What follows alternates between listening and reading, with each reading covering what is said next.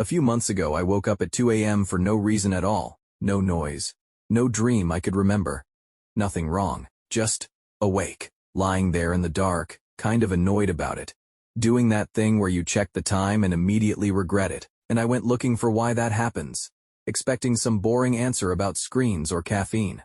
Instead, I found out that what happened to me at 2 a.m. might be the single oldest, most normal thing a human body does. And somewhere along the way, we decided it was broken. That's the part I can't quite let go of. Honestly. So here's where it starts. For basically all of human history, and I mean the vast majority of it, something like 300,000 years, there was no light switch. None. When the sun went down, it just went down, completely. And there was nothing you could do about it except sit still or find fire. You couldn't see your own hand. Predators could, though. Leopards, hyenas, wolves. Their eyes were built for exactly the low light that made ours useless. So for a long stretch of our existence as a species, night wasn't a time of day. It was a threat you waited out. Fire is really where the story turns.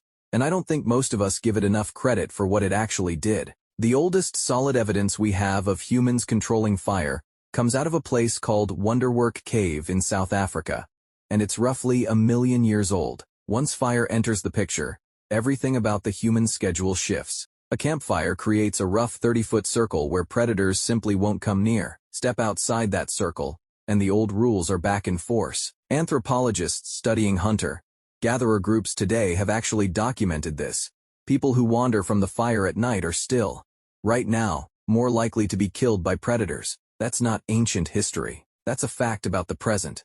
But fire didn't just keep people alive. It gave them time they'd never had. Before fire, your useful day just ended at sunset, maybe 12 hours in summer, as few as 8 in winter, and then nothing. Fire added 2 to 4 extra usable hours to every single day, for every generation, for a very long time. And I think that's the detail that quietly changes the whole story, because those weren't just extra hours of chores. They became something else entirely. There's a study I keep coming back to. An anthropologist named Polly Wisner spent years recording actual conversations among the Juhoansi people of the Kalahari, one of the last groups on Earth still living something close to that original rhythm. During the day, she found about 80% of what people talked about was practical. Who's hunting where? Which plants are ready? Complaints. Logistics. The stuff of getting through a day. But at night, around the fire, the entire character of the talk flipped. Something like 81% of nighttime conversation was stories, myths, jokes, tales about people in far-off places, origin stories for the world itself. Wisner's argument, and it stuck with me, is that firelight conversation might be where human culture actually started, not the tool, making, the talking, after dark, when there was nothing left to do but imagine things that didn't exist yet. That's a strange thing to sit with. The campfire as the first theater, the first classroom. Maybe the first church, depending how you want to think about it. It's where we apparently learned to look past the immediate moment and start telling each other who we were. Okay, not going anywhere dramatic with that ask. Just, it helps, and I appreciate it. Now, here's where it gets uncomfortable. At least for me, because it's not just about what people did at night, it's about how they slept. And it turns out we've been wrong about that for a very long time.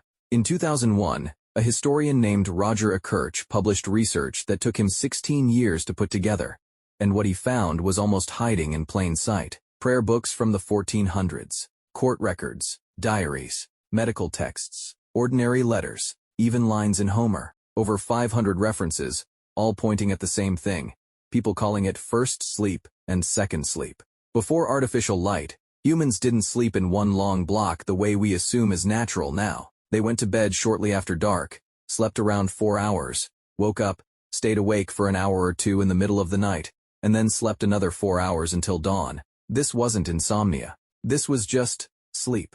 Normal sleep, for basically everyone, for centuries. And what did people actually do during that gap? All kinds of things. It turns out, a 16th century French physician recommended couples use that window to try to conceive. On the theory they'd do it better rested and unhurried. People visited neighbors in the middle of the night. They interpreted dreams while they were still fresh in their heads, they wrote. Mostly, though, they just lay there, in the dark, and thought. There's a doctor's manual from the 1500s that specifically recommends that window.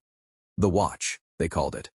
as the best time to study and reflect, because the mind was calm and the world outside was still. Historians had actually been reading these references for centuries. They just kept mistranslating them, because nobody could imagine humans ever sleeping differently than we do now. The assumption ran so deep that people translating ancient Greek and medieval Latin quietly rewrote first sleep into something else entirely, just to make it fit their own modern experience, which is a strange thing to realize, that we've been editing the past to match ourselves. Then, in 1992, a psychiatrist named Thomas Ware actually tested it. He took a group of volunteers and stripped all artificial light out of their lives. 14 hours of pure darkness a night. For a month, roughly what our ancestors would have experienced before fire stretched the evening out. Within weeks, every single participant, without being told to do anything, fell into the exact same pattern. 4 hours of sleep, an hour to 3 hours of quiet wakefulness, 4 more hours of sleep. Nobody suggested it. Their bodies just did it, like something old had been sitting dormant the whole time, waiting for the light to finally get out of the way. And when Ware measured their hormones during that wakeful stretch, it wasn't just a gap in sleep. Their brains were producing elevated prolactin, the same hormone released during meditation and after orgasm. They described the state as peaceful, reflective, almost meditative. It wasn't insomnia at all. It was its own separate state of consciousness, one that most of us alive right now have simply never had access to. So what killed it? The answer's almost embarrassingly simple: light. Street lamps start showing up in cities in the 1600s, Paris under Louis XIV, largely to cut down on crime. London not far behind. The night, which had been dangerous and mostly off limits, slowly became something you could walk through. Then, cheaper candles. Then, gas lamps in the 1800s. Then, in 1879, Edison commercializes the light bulb. And within a single generation, 300,000 years of nighttime experience just ends, quietly. Nobody voted on it. And here's the piece that nobody really talks about, but I think about a lot now. The word curfew comes from the French couvre, feu, cover the fire. In medieval towns, a bell rang at night, and it told everyone to smother their fires. And it wasn't really about safety in the way we'd assume. Night was just supposed to be dark. Being out in it without a lantern was, in a lot of European cities, flatly illegal. We feared the dark in a way that's honestly hard to even imagine now. From inside a world with a switch on every wall. And then we won. We flooded the night with light and called it progress.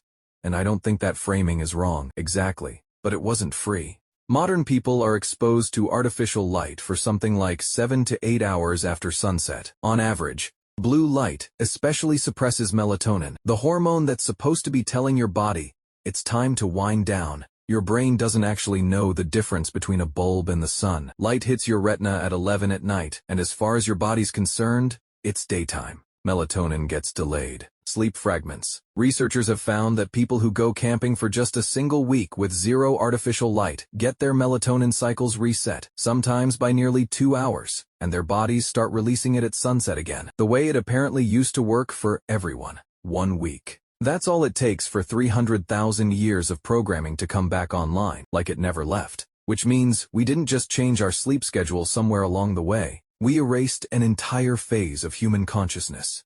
That quiet hour between first and second sleep, the one Ware's subjects called peaceful, almost sacred, barely exists anymore. Now we wake at 2 a.m. alone in the dark and call it a disorder. We reach for a pill or a screen, or just lie there feeling broken. But what if it isn't wrong? What if that quiet waking is just your body doing the one thing it did for most of human history, with our bulbs and screens, who changed the rules without telling it? Our ancestors gathered around fire, told stories that built the foundations of culture, then slept in 2 halves with a quiet hour folded in between, under a sky so dark the Milky Way was just there. We traded that for a light switch, and never noticed it was gone, until it started waking us up at 2 a.m. asking to be let back in.